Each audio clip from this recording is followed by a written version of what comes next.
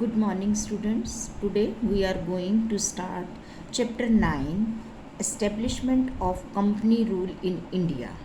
India में किस तरह से कंपनी रूल इस्टेब्लिश हुआ इसके बारे में आज हम इस चैप्टर में पढ़ेंगे। सबसे पहले Vasco da Gama landed at Calicut in 1498 and mark the beginning of the European era in Indian history. कहते हैं अगर हम सबसे पहले देखें कि 1498 में जब एक पोर्टुगीज वास्को डी गामा जो है वो कालीकट में आया और कहते हैं उसी के साथ इंडिया में जो है वो यूरोपियन ईरा की जो है वो शुरुआत हो गई।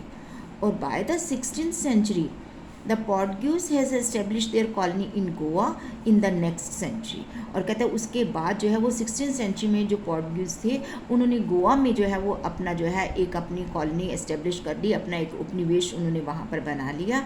और इंडिया जो था अब वो सबके लिए एक बहुत पॉपुलर डेस्टिनेशन बन गया, सभी यूरोपियन ट्रेडर्स के लिए, एडवेंचरर्स के लिए और मिशनरीज़ के लिए। बहुत से missionary England, Spain, France, Holland, कहते हैं इन सब से जो है वो अलग अलग जो मिशनरीज़, एडवेंचर, ट्रेडर्स जो हैं वो यूरोपियन सारे इंडिया में आने लगे। The age of imperialism in India began with the weakening and the eventually the disintegration of the Mughal Empire। अगर हम कहते हैं कि अगर हमारा जो इम्पीरियलिज्म का एज, जो साम्राज्यवाद का जो इंडिया में स्टार्ट हुआ जो पीरियड, कहता है वो किसके साथ शुरू हुआ, जब मुग़ल पीरियड जो है वो धीरे धीरे कमज़ोर पड़ने लगा। और उसके बाद कहता है कि ये हमारा जो है कि औरंगजेब के जो सक्सेसर थे वो काफ़ी जो है वो वीक थे और इस वजह से वो आपस में ही लड़ने लगे। और इस चीज़ का जो है वो फ़ायदा उठाया उन्होंने। They were the states Bengal, Awadh, Hyderabad, Mysore, जो कहता है कि धीरे धीरे कहता है कि वो आपस में वो उसमें डिस्प्यूट्स में इन्वॉल्व हो गए। The Sikh, the Maratha, the Jats, Rajput also setup their own kingdoms. कहते हैं इन सब ने धीरे धीरे अपनी इंडिपेंडेंट स्टेट्स बनानी स्टार्ट कर दी और इस वजह से कहते हैं यहाँ पर यूरोपियन ईरा जो था उन्होंने इस सिचुएशन का फ़ायदा उठाया। अब आती है हमारी ट्रेडिंग कंपनी। ट्रेडिंग कंपनी कौन कौन सी आई? Many European trading companies establish their trading centres in coastal areas of India. कहते हैं बहुत सी जो यूरोप से बहुत सी ट्रेडिंग कंपनी जो है वो इंडिया में आकर वो कोस्टल एरिया में जो है वो एस्टेब्लिश होने लगी, अपने उन्होंने ट्रेडिंग सेंटर्स बना लिए। क्योंकि ट्रेडिंग सेंटर्स कहता है कि उनको वो फैक्ट्रीज कहते थे, वो प्लेस जहाँ पर कि फैक्टर्स और ऑफिसर वर्क करते थे। और कहते कुछ उसमें से फैक्ट्रीज जो होती थी उनकी ऐसी होती थी जहाँ पर वो सिर्फ अपनी सेफ गार्ड के लिए वो करते थे, चाहे वो राइवल ट्रेडिंग कंपनीज के अगेंस्ट होता था या जहाँ पर सिर्फ वो अपनी सेफ्टी के लिए वो अपनी जो है वो फैक्ट्रीज एस्टेब्लिश कर रहे थे। इसके अलावा they bought species cotton textile, Indigo and the salt Peter and at cheap rates from the India and sold them in Europe and America at high prices। India से वो क्या ले जाते थे, कम दामों पर ये कच्चा माल जो है वो ले जाते थे, मसाले वगैरह, और अमेरिका में जाकर, इंग्लैंड में जाकर कहता है उसको यूरोप में महंगे दामों पर बेच देते थे। और इस तरह से उनका जो प्रॉफिट था वो बढ़ने लगा और इसी प्रॉफिट की वजह से कहता है कि बहुत सी ट्रेडिंग कंपनी जो थी कहता है उनके बीच में कॉम्पिटिशन होने लगा कि किस तरह से वो भी जो है वो मैक्सिमम प्रॉफिट को जो है वो अर्न करें। Eventually, the other trading companies had to bow out the English and the French companies who remained the main rivals in India। और जो पहले इंडिया में एक मेन उसकी आई हुई थी कंपनीज, अब उन्होंने इंग्लिश और फ्रेंच कंपनीज के आगे अपने घुटने टेक दिए और अब उस समय जो है वो इंग्लिश और फ्रेंच कंपनीज जो थी कहता वो इंडिया में एज ए ट्रेडिंग कंपनी के रूप में जो है वो एस्टेब्लिश होने लगे। Now east India company. The history of the world has not witnessed a more amazing story than that of the establishment of the British Empire in India। It was not the result of deliberate efforts but a series of episodes that finally led to the political dominance of India by the East India Company। कहता है अगर हम उसकी word की history कहता है उसमें कोई ऐसे हमें विटनेस नहीं मिलते कि इनकी बहुत अमेजिंग स्टोरी है। कहता है बल्कि जो इनका जो इस्टेब्लिशमेंट हुआ ब्रिटिश एम्पायर का इंडिया में, कहता है उनके जो है वो डेलिब्रेट एफर्ट्स की वजह से नहीं बल्कि एक एपिसोड, सीरीज ऑफ एपिसोड। आप देखते हैं ना कि हमारे कोई एपिसोड आते हैं एक के बाद एक सीरीज, तो उनका इस तरह से हुआ और धीरे धीरे वो ट्रेडिंग कंपनी जो थी उन्होंने यहाँ पर अपना पॉलिटिकल डोमिनेंस इंडिया में बना लिया और वो जो है ईस्ट इंडिया कंपनी के रूप में वो एक ट्रेडिंग कंपनी जो है वो एक हमारी पॉलिटिकल जो है वो उसमें इंटरफेरेंस वो करने लगी। The East India Company set up trading ports in Surat and 3 presidency settlements at Fort William in Bengal, Fort Saint George in Madras and Bombay Castle. कहते स्टार्टिंग में उन्होंने सबसे पहले जो अपनी जो एस्टेब्लिश किया वो सूरत में किया, और उसके बाद उन्होंने 3 प्रेसिडेंसी सेटलमेंट की, एक फोर्ट विलियम बंगाल में और fort Saint George in Madras में और बॉम्बे कैस्टल। उसके बाद कहते हैं कुछ उनके साथ उन्होंने अपने फ्रेंडली रिलेशंस बना लिए, और इस तरह से कहते हैं जो इंडियन रूलर्स थे कहते हैं उन्होंने उनके साथ अपनी जो है वो संधि अलायंस कर लिया, ताकि वो उनकी जो है वो अपनी हेल्प ले सकें। जब भी कोई उनके इंटरनल कोई युद्ध होते हैं तो उसमें वो ब्रिटिशर्स की हेल्प से उसको जो है युद्ध को जीत सकें। तो इस वजह से उन्होंने ट्रिपल अपनी जो है वो अलायंसेस वो बनाते चले गए। Now the British introduced the policy of divide and rule. As a result, the Indian prince became puppets in the hands of the English. अब कहते हैं ये सबसे बड़ी पॉलिसी थी ब्रिटिशर्स की, कौन सी? Divide and rule.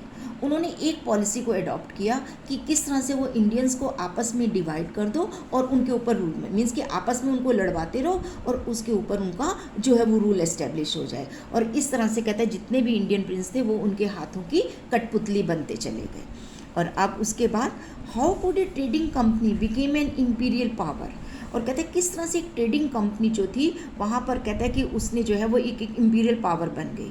जो मेन इसका अगर देखा जाए तो वो कहते हैं कि वो एक ट्रेडिंग कंपनी के रूप में आई, लेकिन उसका जो ट्रेडिंग का इंटरेस्ट था कहते हैं दूसरी जो ट्रेडिंग यूरोपियन ट्रेडिंग कंपनी थी कहते हैं कि उन्होंने भी अपना जो है वो इंटरेस्ट वहाँ पर बढ़ाना शुरू कर दिया। लेकिन टुक ओवर पॉलिटिकल कंट्रोल ने became the rule of entire India. इन्होंने जो ईस्ट इंडिया कंपनी थी उन्होंने धीरे धीरे इंडिया के ऊपर अपना पॉलिटिकल कंट्रोल करना शुरू कर दिया, और धीरे धीरे पूरी इंडिया के ऊपर उनका जो था वो उनका जो है वो रूल हो गया। The aim of the company was to gain monopoly of the entire trade in the East. उनका जो मेन एम था वो क्या था कि उनका मोनोपोली राइट, वो चाहते थे कि अपना जो है वो उसके ऊपर एकाधिकार स्थापित हो जाए उनका पूरे ट्रेड के ऊपर, और जो वो मैक्सिमम प्रॉफिट है वो सिर्फ उन्हीं को मिले। अब company came into conflicts with the other foreign traders and hence built up its own military and administrative department. अब कहते हैं ताकि उनका दूसरों के साथ जो है दूसरी वहाँ पर फ्रेंच कंपनीज भी आई हुई थी ट्रेडिंग कंपनी, तो उनके साथ भी उनका जो था वो कंपटीशन था। तो इस वजह से उन्होंने अपनी एक मिलिट्री बनाई और एक अपना एडमिनिस्ट्रेटिव डिपार्टमेंट बना लिया, ताकि जितनी भी बाहर से दूसरी कंपनीज जो ट्रेडिंग कंपनीज आ रही हैं उनके साथ जो है वो अपना मुकाबला कर सकें। Became such a strong force that it took over the governance of Bengal, Madras and Bombay. Gradually the trading company transferred into a auxiliary government and military power that ended only in 1858. और कहते हैं उसके बाद धीरे धीरे इन्होंने क्या करना शुरू कर दिया, कहते हैं इन्होंने अपनी जो आर्मी बनाई उसके ज़रिए बंगाल को, मद्रास को और मुंबई को कहते हैं उन्होंने अपने अंडर कर लिया। और धीरे धीरे कहते हैं यही ट्रेडिंग कंपनी जो थी एक बहुत बड़ी जो है वो एक गवर्नमेंट के रूप में कन्वर्ट हो गई अपनी मिलिट्री पावर के रूप में, और जिसका जो रूल है 1858 में जो वो ख़त्म हुआ, क्योंकि उसके बाद जो है ब्रिटिश गवर्नमेंट ने हमारे ऊपर डायरेक्ट कंट्रोल जो था वो अपना इस्टेब्लिश कर लिया था। अब नेक्स्ट हमारे आते हैं कार्नेटिक वार्स। कहते हैं अगर हम कार्नेटिक वार्स के बारे में देखें तो कार्नेटिक वार्स हमारे जो हैं ये सीरीज़ ऑफ बैटल है, ये 3 हमारे कार्नेटिक वार हुए किस किस के बीच में, इंग्लिश और फ्रेंच के बीच में। और किसके लिए? For the control of the trading ports of India during the year 1746 to 1763। कहते हैं ताकि इंडिया के जितने भी पोर्ट्स हैं उनको हम एस्टेब्लिश कर सकें, उनके ऊपर अपना रूल एस्टेब्लिश कर सकें। इस वजह से उन्होंने इंग्लिश और फ्रेंच के बीच में ये कार्नेटिक वॉर्स हुए 1746 से लेकर 1763 तक।